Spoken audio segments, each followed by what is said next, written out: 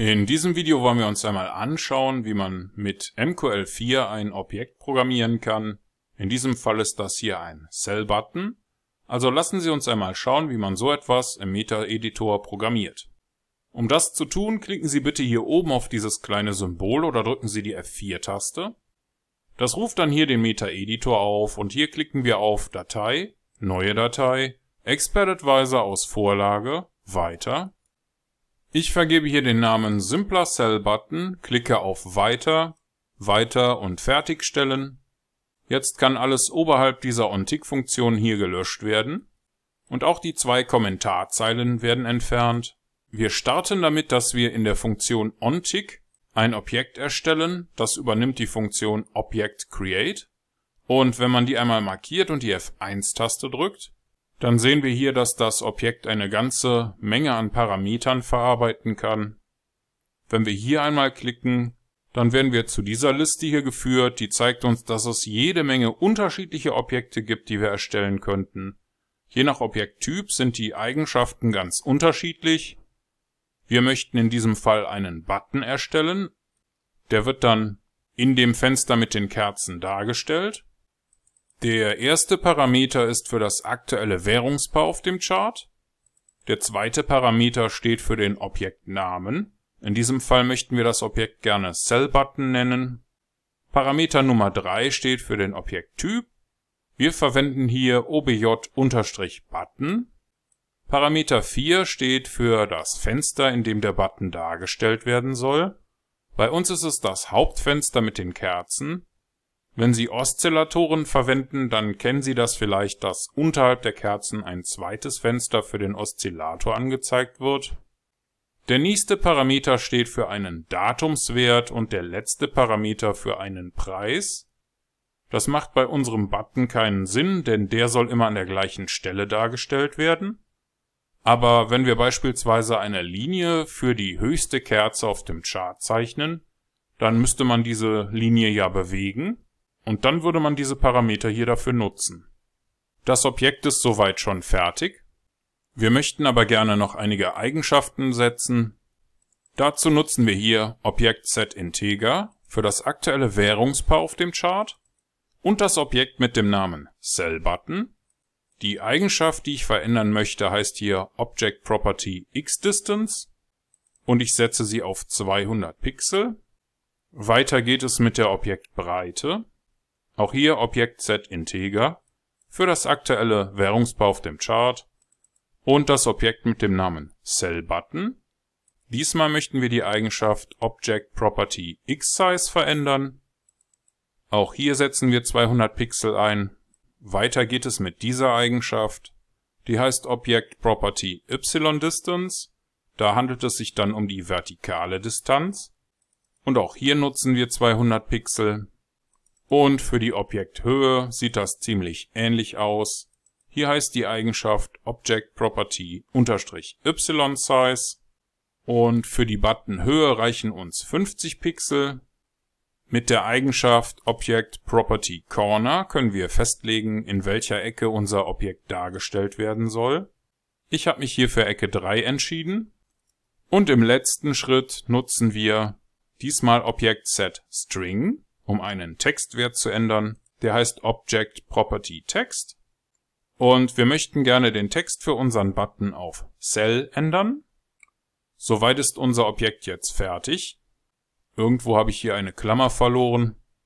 Die gehört hier nicht hin, sondern ans Ende der Funktion. Unser Objekt könnte jetzt schon angezeigt werden, aber wir hätten noch keine Ereignisbehandlung. Damit das passiert, was wir gerne hätten, müssen wir das noch programmieren. Dazu stellt MQL4 das Ereignis OnChartEvent bereit. Wenn man das markiert und die F1-Taste drückt, dann sieht man hier, dass es eine ordentliche Anzahl von Events gibt. Uns interessiert in diesem Fall nur, ob ein Objekt angeklickt wurde.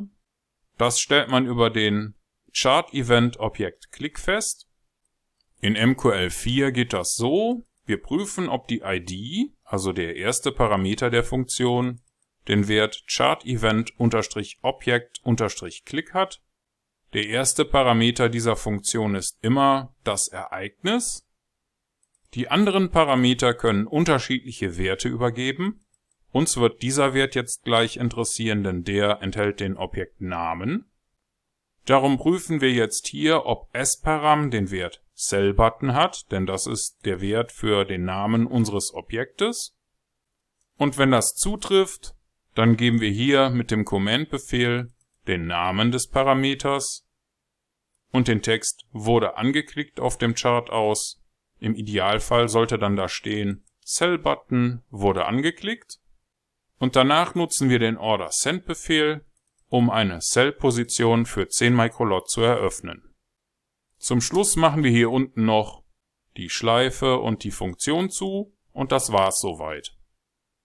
Wenn Ihnen das hier alles zu schnell ging oder wenn Sie keine Ahnung haben, was diese ganzen Codezeilen hier bewirken sollen, dann möchten Sie sich vielleicht zunächst nochmal die anderen Videos aus den Grundlagen anschauen.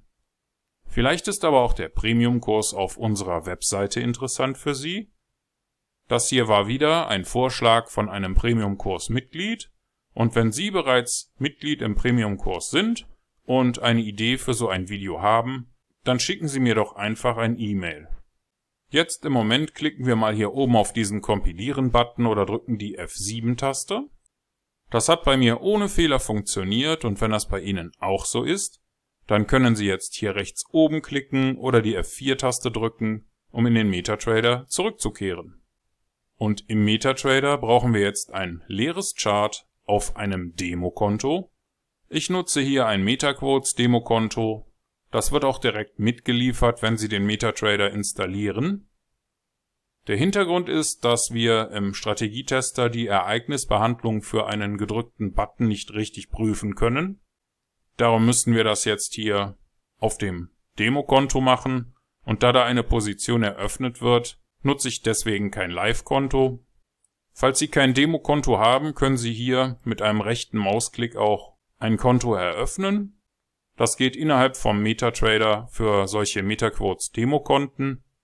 Ich navigiere jetzt mal hier zu meiner neu erstellten Datei Simpler cellButton. Hier unten sind keine Positionen eröffnet. Ich ziehe jetzt einfach den Expert Advisor auf das Chart. Bitte achten Sie darauf, dass hier der Haken für Live-Trading zulassen gesetzt ist und klicken Sie auf OK. Dann sollten Sie jetzt hier den Button auf dem Chart sehen. Falls hier oben kein Smiley erscheint, dann müssen Sie hier vielleicht noch Auto-Trading zulassen. Ich klicke jetzt mal auf den Cell-Button. Hier oben erscheint der Text Cell-Button wurde angeklickt. Und hier haben wir unsere erste Cell-Position. Die wurde wunschgemäß eröffnet. Unser Expert Advisor funktioniert also wie gewünscht. Und Sie haben in diesem kurzen Video gelernt, wie man ein Objekt vom Typ Button so programmieren kann, dass es auch auf Ereignisse reagiert. Und Sie haben das selbst programmiert mit diesen paar Zeilen hier in MQL4.